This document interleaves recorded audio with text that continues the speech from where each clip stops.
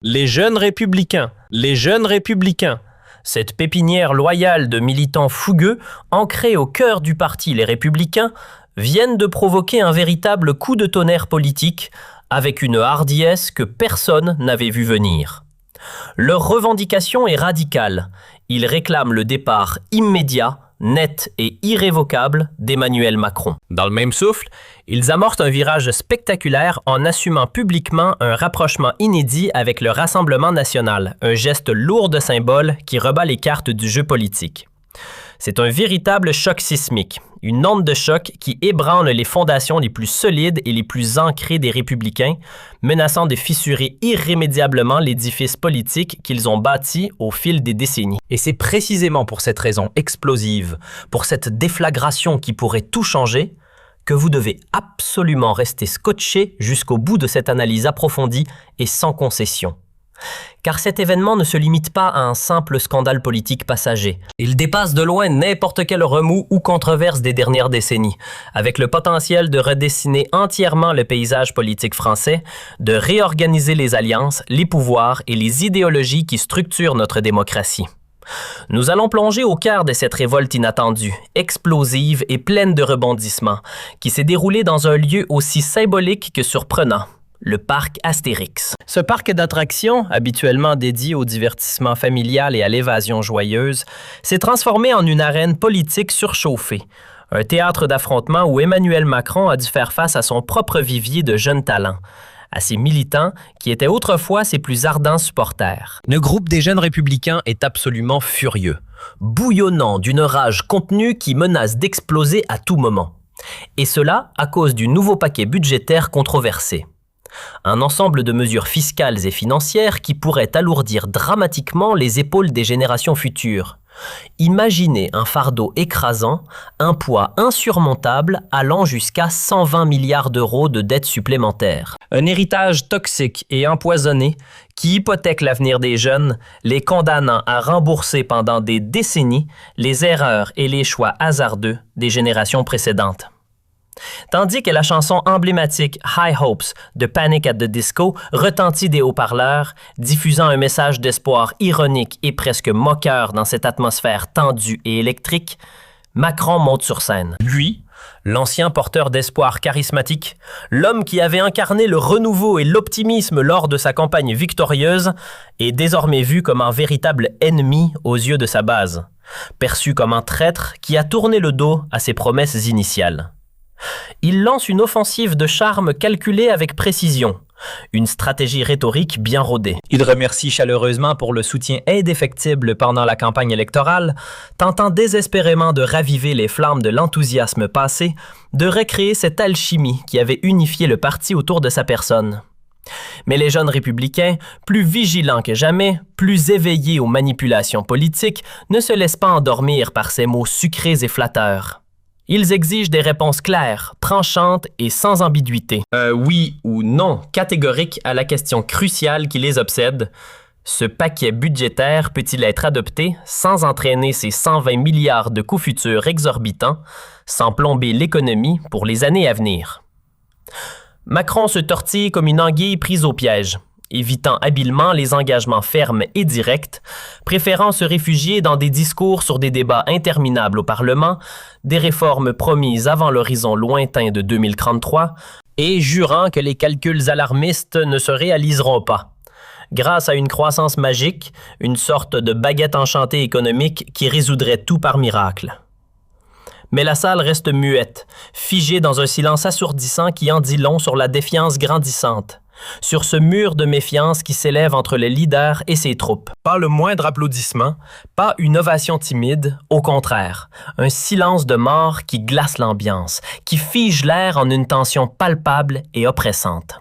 Son discours n'est qu'un pur embrouillamini, un labyrinthe complexe de mots vides et de phrases creuses destinées à noyer le poisson, à diluer les responsabilités sans rien résoudre de concret, sans apporter la moindre solution tangible aux préoccupations légitimes des jeunes militants. Une journaliste présente sur place, témoin oculaire privilégié de cette débâcle retentissante, a pu confirmer de visu que Macron a même osé accuser les jeunes républicains avec des chiffres manifestement falsifiés amplifiée, manipulée pour servir son récit. Une manœuvre qui ressemble à une provocation délibérée et calculée, destinée non pas à les convaincre par la raison, mais à les discréditer publiquement, à les faire passer pour des alarmistes irresponsables plutôt que d'engager un dialogue constructif. Les jeunes républicains ont déposé une motion officielle, solennelle et minutieusement argumentée, exigeant une solidarité authentique et inconditionnelle avec la jeune génération. Cette génération sacrifiée sur l'autel des dépenses folles et inconsidérées du gouvernement. Et à plusieurs reprises, on entend résonner dans la salle la phrase accusatrice chargée d'émotion « Macron a toujours pu compter sur leur loyauté inébranlable, sur leurs engagements sans faille lors des moments cruciaux. » Maintenant, cependant, quand ils ont besoin de lui pour défendre leurs intérêts vitaux, pour protéger leur avenir contre cette avalanche de dettes, ils ne livrent pas la marchandise, les laissant dans le vide absolu, abandonnés à leur sort sans le moindre filet de sécurité. L'atmosphère est empoisonnée. Saturé de tensions palpables et presque tangibles, où l'amour déçu d'hier, cette admiration fervente pour le leader, menace de se transformer en une colère explosive, incontrôlable et potentiellement destructrice pour le parti tout entier. Des promesses électorales tonitruantes, comme cette fameuse déclaration « La gauche, c'est fini », qui avait galvanisé les foules, lui sont jetées à la figure avec virulence et amertume. Rappelant les engagements non tenus, les paroles envolées qui n'ont pas été suivies d'actes concrets. Macron ne parvient absolument pas à apaiser ce conflit qui couve depuis des mois, qui mijote dans les coulisses du parti comme une marmite sur le point d'exploser. Au lieu de cela, les jeunes républicains menacent ouvertement, sans filtre ni diplomatie, de voter en bloc contre ce paquet budgétaire destructeur, mobilisant au moins 22 députés influents et déterminés, un nombre suffisant pour renverser la fragile majorité républicain Renaissance à l'Assemblée nationale. Dans ce jeu d'équilibristes précaires où chaque voix compte comme un atout précieux, où les majorités se font et se défend sur des marges infimes, cette menace n'est pas à prendre à la légère. Elle pourrait faire basculer l'ensemble du pouvoir législatif. Macron dépend désespérément de la gauche modérée. Cette aile progressiste qui, malgré sa défaite électorale cuisante et humiliante lors des derniers scrutins, conserve un énorme pouvoir de nuisance dans cette coalition bancale et instable. Sans un mur pare-feu solide vers d'autres options plus conservatrices, sans une alternative viable pour contrebalancer cette dépendance, il se retrouve sans solution, piégé dans une impasse stratégique dont il est difficile de sortir indemne. Une profonde fissure béante et irrémédiable s'ouvre au sein du parti. Une faille qui pourrait faire exploser cette coalition fragile avant même qu'elle ne démarre vraiment son mandat, semant le chaos dans les institutions républicaines, paralysant les réformes et plongeant le pays dans une incertitude prolongée. Restez branchés, car cela va devenir encore plus explosif, avec des rebondissements inattendus qui pourraient changer la donne politique de manière radicale et irréversible. Exactement dans ce chaos ambiant, ce tourbillon de tensions et de controverses, le secrétaire général des Républicains, François-Xavier Bellamy, en rajoute une couche avec un dérapage incroyable. Un commentaire qui fait le buzz et devient viral en un clin d'œil, posté il y a à peine 1 heure sur les réseaux sociaux. Il qualifie le RN de « parti de l'apocalypse », affirme avec un dédain palpable que Jordan Bardella, figure montante du RN, ne peut même pas énumérer 3 choses positives sur la France sans grimacer de dégoût, et présente les Républicains comme l'incarnation même de l'optimisme, de la foi en l'avenir et en les potentialités du pays. L'opposé diamétral du RN, supposément nihiliste et destructeur. Et déconstruisons cela point par point avec une analyse froide, impitoyable et basée sur des faits concrets, loin des postures émotionnelles. Premièrement, l'alternative réelle au RN n'est pas les Républicains tels qu'ils se présentent aujourd'hui, mais bien le Parti socialiste, de PS, ou les Verts. Ces partis de gauche qui imposent leur agenda progressiste, souvent au détriment des priorités conservatrices traditionnelles. Et c'est exactement ce qui se passe maintenant avec ce paquet de dettes insoutenables. Un cadeau empoisonné aux générations futures. Une mesure qui privilégie les dépenses sociales immédiates au prix d'un endettement chronique et destructeur. Deuxièmement, le RN n'est pas pessimiste pour le plaisir de l'être ou par une forme de nihilisme gratuit. Il est profondément réaliste, ancré dans les faits concrets et les réalités du terrain quotidien. Il affirme haut et fort, avec conviction et sans détour, que sans mesures concrètes et audacieuses comme la sécurisation ferme et efficace des frontières pour contrôler l'immigration, des baisses d'impôts massives pour relancer l'économie et stimuler la croissance, et une réduction drastique de la bureaucratie étouffante qui paralyse les entreprises et les citoyens, la situation ne s'améliorera pas d'elle-même comme par enchantement. Être aveuglément optimiste sans plan d'action solide, sans stratégie claire et exécutable, est non seulement absurde, mais dangereux. Car cela masque les problèmes réels, les enfouit sous un tapis d'illusions qui finissent toujours par ressurgir avec plus de violence. Il faut agir avec détermination, avec un sens de l'urgence.